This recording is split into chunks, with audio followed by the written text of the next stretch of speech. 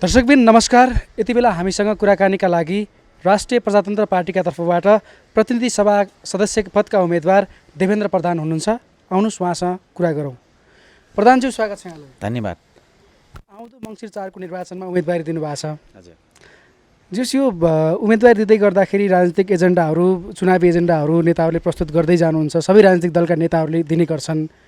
जस उहाँहरूको चुनावी एजेन्डा र तपाईँकोमा फरक के छ? यसपटक राष्ट्रिय प्रजातन्त्र पार्टी भनेको यस्तो पार्टी हो जुन चाहिँ काङ्ग्रेस एमाले माओवादीबाट मात्र होइन,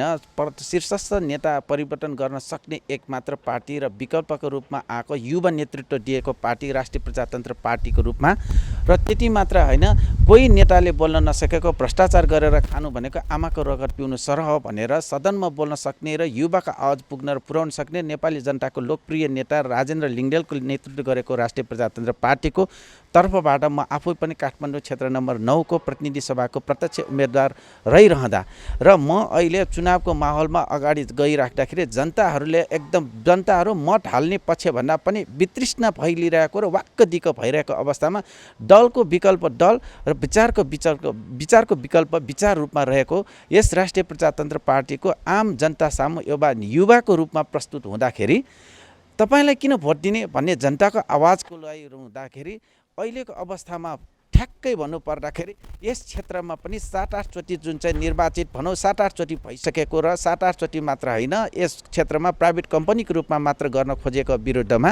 विकल्प खोजिरहेको राष्ट्रिय प्रजातन्त्र पार्टीको रूपमा म आफै काठमाडौँ क्षेत्र नम्बर 9 बाट यहाँ उम्मेदवार भइराख्दाखेरि अहिले हामीले उठाएका आवाजहरू जस्तो हामीले चाहिँ प्रदेश सरकारलाई खारेज गर्ने, हामी निर्वाचित भइसकेपछि प्रदेश नेपाल जस्तो भूपरिवेष्टिक देश र नेपालको अवस्थामा ठान्न नसक्ने अवस्थामा हावा र हचुवाको भरमा ल्याएको यो जुन चाहिँ गणतन्त्रको नाममा गलतन्त्र, लोकतन्त्रको नाममा लुटतन्त्र, त्यति मात्र होइन, संहिता भनेको अहिलेको अवस्थामा देशलाई प्रदेश गरेर झन्डै विदेशी गर्नका लागि खसीको मासुको भाग लगा जस्तो गरी चाहिँ प्रदेश 7 प्रदेशको रूपमा आइरहेको, अझै पनि यिनीहरूलाई प्रदेश नपुगेको, प्रदेशको ठाउँमा अझ चाहिँ 11 प्रदेश 14 प्रदेश, आखिर कुनै किसिमको हिमाल पहाड तराई मिलेर बनेको जुन 125 जात जातिको रहेको यस देशलाई अहिले कताबाट चिरफार गरौँ कताबाट गरौँ भन्ने त्यति मात्र होइन, अहिले पनि चाहिँ अहिले आत्मनिर्णयको अधिकारसम्मका आवाज उठाएको अवस्था कारणले गर्दाखेरि यही आवाज चाहिँ हामीले चाहिँ यही आवाजको विषयमा चाहिँ सदनमा हामीले पहिलो एजेन्डा नै यसलाई हाम्रो राष्ट्रिय प्रजातन्त्र पार्टीको एजेन्डा भनेकै राजासहितको प्रजातन्त्र र जम्मा स्थानीय सरकारलाई बलियो बनाउने र दुईटा मात्र सरकार, सङ्घीय सरकार र सङ्घीयको भन्नाले केन्द्रीय सरकार र चाहिँ स्थानीय सरकारलाई बलियो बनाउने दुईटा मात्र जुन नेपाल देशको लागि छैन भने छ भने अर्को राजासहितको प्रजातन्त्र र सर्वधर्म सद्भावको हिन्दू राष्ट्र कायम गर्नेदेखि लिएर हामी भ्रष्टाचार आफू पनि बरु नष्ट हुन्छौँ भ्रष्ट हुन्नौँ भन्ने हाम्रो एजेन्डा छ, जुन एजेन्डाले हामी कसैलाई पनि छोड्नेवाला पनि छैन। 2046 साल पछाडि पनि एउटा उच्च स्तरीय छुट्टै किसिमको आयोग गठन गरेर त्यसभन्दा पछाडिका चाहिँ निजामती क्षेत्रमा होस् या चाहिँ सरकारी क्षेत्रमा मात्र होइन, या चाहिँ नेताहरूको छानबिन समेत गरेर नेताहरूको सम्पत्तिलाई समेत चाहिँ नङ्ग्याउनुपर्छ, सम्पत्तिलाई समेत चाहिँ आएको सम्पत्ति कालो धनलाई जफत गर्नुपर्छ भन्ने समेत हाम्रो मूल एजेन्डा छ। यी आवाजहरूको विषयमा कसले बोल्न सक्छ भन्दा भ्रष्टाचार गर्ने नेतृत्व गरेको, भ्रष्टाचार नगर्ने पार्टीले र त्यति मात्र होइन युवाको आवाज नै भएको हुनाले यसपटक हामी आवाज मात्र होइन यसलाई सार्थक तुल्याउनको लागि र यस क्षेत्रमा भएका यस क्षेत्रलाई 165 वटा क्षेत्रभन्दा चाहिँ बिल्कुल फरक तरिकाले परिचय गर्न र गराउनको लागि यो 165 भन्नाले तपाईँलाई चाहिँ यो सुनधारा धरहरादेखि लिएर चाहिँ नागढुङ्गाको सिमानासम्म पर्ने जुन चाहिँ भीमढुङ्गासम्म पर्ने यो ठुलो क्षेत्र, यसको झन्डै 14 वटा वडा, काठमाडौँ महानगरको 12, 14, 21, 22 र चन्द्रगिरीको चाहिँ 1, 12, 13, 14, 15 र नागार्जुनको 6, 7, 8, 9, 10 गरी 14 वटा वडा र 72,173 मत भएको यस क्षेत्रमा बिल्कुल परिवर्तनको विकल्प राप्रपा हो, हलो चिन्ह साझा एन्ड हो। अहिले यसपटक देश बचाउनको लागि भोट दिने कि देश बिगार्नको लागि भोट दिने, धर्म बचाउनको लागि भोट दिने कि धर्म नाच्नेको लागि भोट दिने भन्ने कुरामा जनताहरू यसपटक भोट दिन आतुर छ। मलाई आशा पनि छ र हामी यसपटक जाँदाखेरि मलाई एकदम कस्तो किसिमको खुसी लाग्छ भन्दाखेरि हामी तपाईँलाई चिन्नु भन्दा पनि राजेन्द्र लिङ्गदेल नेतृत्व गरेको पार्टी हो, त्यस पार्टीको उम्मेदवार हो। हामी राजेन्द्र लिङ्गदेल चिनेपछि हलो चिन्हलाई भोट दिन्छौँ, हामी अरू थाहा छैन भन्ने तरिका र जनताको आवाज, दलको विकल्प दल, विचारको विकल्प विचारको रूपमा आएको राष्ट्रिय प्रजातन्त्र पार्टीले नेतृत्व गरेको पार्टीको रूपमा नै जनताको मामा हामी चाहिँ अत्याधिक मात्रामा चाहिँ अगाडि बढिरहेको र अत्याधिक मात्रा जित्छौँ भन्ने कुरामा हामी विश्वस्त छौँ। त्यस तपाईँहरूको पार्टीको नेतृत्वलाई आम मतदाताले रुचाएको कुरा पनि सर्वविदित नै छ र तपाईँहरूले अब यो व्यवस्थाको विकल्प खोजिरहेको राजनीतिक दलको रूपमा पनि तपाईँहरू चाहिँ लामो समयदेखि परिचित हुनुभएको छ। अहिले चाहिँ तपाईँको ध्यान चाहिँ मैले काठमाडौँ 9मै केन्द्रित गर्न चाहेँ। तपाईँले उम्मेदवार दिँदै गर्दाखेरि काठमाडौँ 9का कस्ता समस्यासँग तपाईँ परिचित हुनुहुन्छ र तपाईँ यदि विजयी भइसकेको अवस्थामा यो काठमाडौँ 9का मतदाताहरूसँग जोडिएको समस्यालाई तपाईँले कसरी समाधान गर्नुहुन्छ, समाधानको बाटो? अब यसको क्षेत्रमा एउटा चाहिँ अब हाम्रो 9 नम्बर क्षेत्र भनिए तापनि एउटा चाहिँ राष्ट्रिय एजेन्डाहरूमा चाहिँ हामी दृढ सङ्कल्पका साथ दृढ एजेन्डाका साथ लाग्ने विषयमा तपाईँलाई मैले जानकारी गरेँ। त्यसबाहेक पनि काठमाडौँको जस्तो मुटुमा रहेको क्षेत्रमा पनि अस्तव्यस्त यातायात व्यवस्था, काठमाडौँ नागढुङ्गा नाकाको रूपमा जुन चाहिँ प्रवेश गरे पछाडि यहाँ प्रकृतिले दिएको सुन्दरता स्वच्छ हावालाई चाहिँ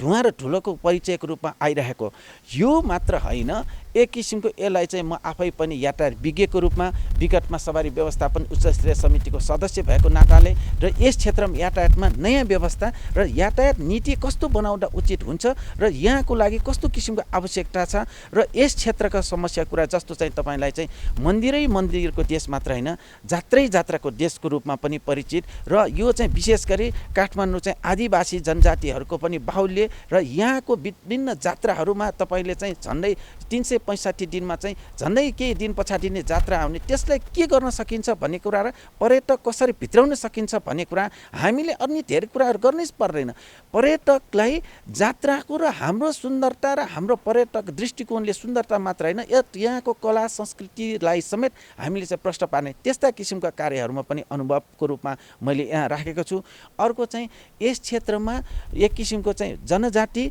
र बाहिरबाट आएको माइग्रेट भएर आएकोलाई पनि आवासको चाहिँ उचित तरिकाको व्यवस्थाको रूपमा पनि गर्न सकिने र त्यसमाथि पनि यस क्षेत्रको मुख्य रूपमा चाहिँ के भन्दाखेरि यस क्षेत्रमा चाहिँ एउटा चाहिँ आइटी पार्क निर्माण गर्ने र यस क्षेत्रमा चाहिँ आइटी पार्क मात्र होइन प्राविधिक शिक्षालयको रूपमा 165 क्षेत्रभन्दा उच्च स्तरको र उत्कृष्ट तरिकाको हामीले चाहिँ पार्क निर्माण गरेर प्राविधिक शिक्षालाई चाहिँ रोजगारको व्यवस्था मात्र होइन यस क्षेत्रको अनुकूल आवश्यकतालाई र यस क्षेत्रमा भएको सकेसम्म यो बढीभन्दा बढी जस्तो चाहिँ विद्यार्थी भाइ बहिनीहरू बाहिर किन पढ्न जान्छ भन्दाखेरि यहाँको शिक्षाको अवस्था कस्तो छ, सरकारी स्कुल र सामाजिक स्कुलको चाहिँ निजी स्कुलको फरक र अर्को स्वास्थ्य नीतिको सवालमा पनि मानिस ठुला अस्पताल या मतलब चाहिँ निजी अस्पताल तर सामुदायिक अस्पताल भनौँ चाहिँ त्यो वीर अस्पतालको लेभलको अस्पताल चाहिँ किन मान्छेको चाहिँ एक व्यक्तिको चाहिँ स्वास्थ्यको चाहिँ फरक व्यवहार यस्ता किसिमका फरक गर्नको लागि मात्र नभइकन अर्को स्वास्थ्य बिमाको सवालमा कुनै पनि व्यक्तिलाई चाहिँ अर्को चाहिँ तपाईँको यातायात बिमा भन्नाले चाहिँ सडक दुर्घटना भएर मान्छे कुनै किसिमको मृत्यु हुँदा त्यसमा कसले औषधि उपचार गर्ने भने त्यस्तो उपचार र चालकहरूलाई पनि व्यवस्थित र चालकहरूलाई पेन्सनको व्यवस्थासम्म कृषि अनुदानलाई चाहिँ कृषकहरूलाई चाहिँ कृषि पेन्सनको व्यवस्था र यस क्षेत्रको जुन चाहिँ यो टप 100मा परेको जुन यस क्षेत्रलाई अझ यसलाई चाहिँ पर्यटकीय दृष्टि सांस्कृतिक दृष्टिकोण र यस क्षेत्रको आवश्यकतालाई समेत विचार गरेर विशेष तरिकाको योजनाहरू मैले ल्याउने विचार गरेको छु, जुन योजनाहरू मैले नीतिलाई प्रयोग गरेर र स्थानीय सरकारसँग पनि समन्वय गरेर र केन्द्रसँग पनि समन्वय गरेर यी नीतिहरूलाई पनि पालन गर्नको लागि नै मेरो आवश्यकता, किनभने यहाँ विगतमा चाहिँ यस्ता बोल्यो व्यवहारमा गर्न नसक्ने ठुला हामी आश्वासन गर्दैनौँ, रेल ल्याउने यो ल्याउने भनेर ठुला आश्वासन गर्दैनौँ, तर हामी जति गर्न सक्छौँ तर त्यतिलाई नैतिक र इमान्दार साथ पुरा गर्छु भन्ने कुरामा यसपटक हामीले जाँदा जनताको आवाजै त्यो किसिमको पाएको हुनाले त्यो तरिका मेरो चाहिँ योजना छ। एउटा चाहिँ नेताहरू सबै राजनीतिक दलका नेताहरूलाई र तपाईँहरूलाई पनि लाग्ने एउटा आरोप चाहिँ के छ भने नेताहरूले चाहिँ विभिन्न विकासको अपेक्षा देखाउनुहुन्छ, सरकारमा पुग्नुहुन्छ, सदनमा पुग्नुहुन्छ, तर उहाँहरूको कार्यकाल सकिएपछि जनताको घरमा फर्किँदा जनताको अवस्था उस्तै हुन्छ।